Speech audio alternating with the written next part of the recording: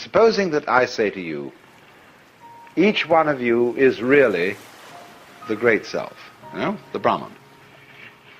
And you say, well, all you've said up till now makes me fairly sympathetic to this intellectually, but I don't really feel it.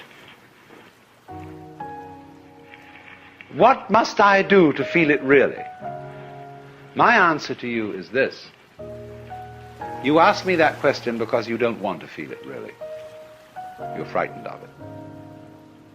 And therefore what you're going to do is you're going to get a method of practice so that you can put it off. So that I can say, well, I can be a long time on the way getting this thing. And then maybe I'll be worthy of it after I have suffered enough. See, because we are brought up in a social scheme whereby we have to deserve what we get. And the price that one pays for all good things is suffering. But all of that is precisely postponement, because one is afraid here and now to see it.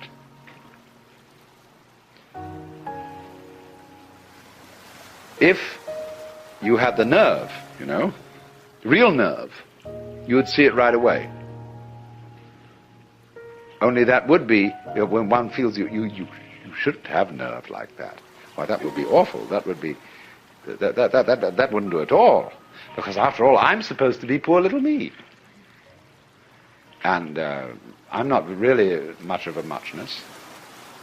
And I'm playing the role of being poor little me.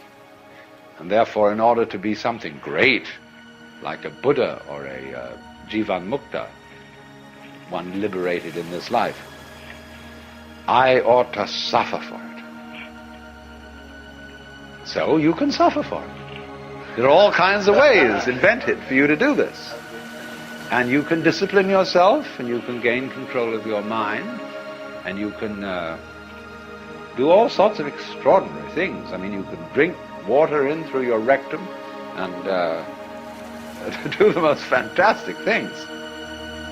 But that's just like being able to run the 100 yards in 9 seconds, or push a peanut up Mount Tamalpais with your nose, or any other kind of accomplishment you want to engage in. There's absolutely nothing to do with the realization of the self. The realization of the self fundamentally depends on coming off it. The sort of, when we say to people who put on some kind of an act, we say, oh, come off it. And some people can come off it. They laugh and say, they suddenly realize, they were making fools of themselves, and they laugh at themselves and they come off it. So in exactly the same way, the guru, the teacher, is trying to make you come off it. Now, if he finds he can't make you come off it, he's going to put you through all these exercises, so that you, at the last time, when you've got enough discipline, enough suffering, and enough frustration, you'll give it all up and realize you were there for the beginning and there was nothing to realize. But the guru is very clever. He says, all right, if this is the way you have to go, this is the way you have to go. You asked for it. You came to me, I didn't invite you, you see, the guru says. You came to me and said, I want to learn yoga. Well, he said, yoga is union. You're tattvamasi, you're that. Well, no, you say, I'm sorry, I don't understand that, because I only get it intellectually, I don't feel it. Oh, he says, you're one of those. So, see, I've got to satisfy you. The customer is always right. No? I've got to give you all this work to do, because you can't see directly that this is so. But he's looking at you in a funny way, you see. The guru is always saying to you, what are you doing? What's your game? Imagine, for example, a father confessor, and you feel terribly guilty that you've committed murders and robberies and adulteries and fornications and all kinds of arson and injury to people and financial shenanigans. And you go to this man and say, I am a terrible sinner. Oh, he says, really? He said, I have murdered somebody. He said, how many times? And you think, oh, good Lord, this man doesn't realize how awful I am. And you recite all these things. He's perfectly calm. And then you say to him, well, you don't seem to be very shocked. He said, you haven't confessed any serious sins. He said, what do you mean by a serious sin? Well, he said, what do you think? Well, I don't know. I just feel wrong. I just feel there's something in the basis of me that tells me that I am not what I ought to be. Could it be that I'm spiritually proud? That I'm egocentric? He says, no, this is not. It's very usual. This is quite ordinary sin. But he says, you are guilty of something really terrible. And what could that be? Well, I have no idea. Now he says, come on. Go deeper. What is the real sin you've committed? You think, what, me? I, little me, could do something worse than murder, worse than spiritual pride?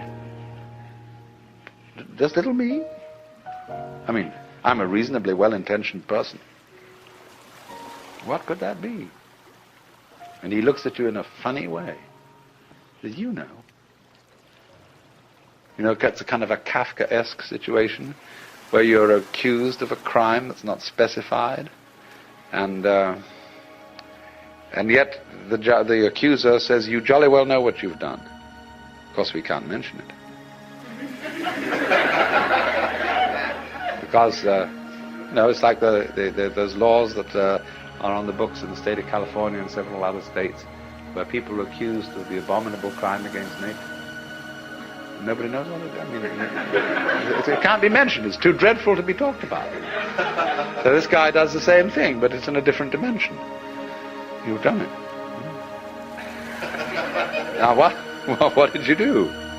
See, the real crime is that you won't admit you're God. That's false modesty. So the Guru challenges, you see. He challenges you. If you raise the question, he doesn't go out and preach in the streets. Say, come on everybody, you ought to be converted. He sits down under a tree and waits. And people start coming around, and they offer him propositions. He answers back. And he challenges you in any way that he thinks is appropriate to your situation. Now, if you've got a thin shell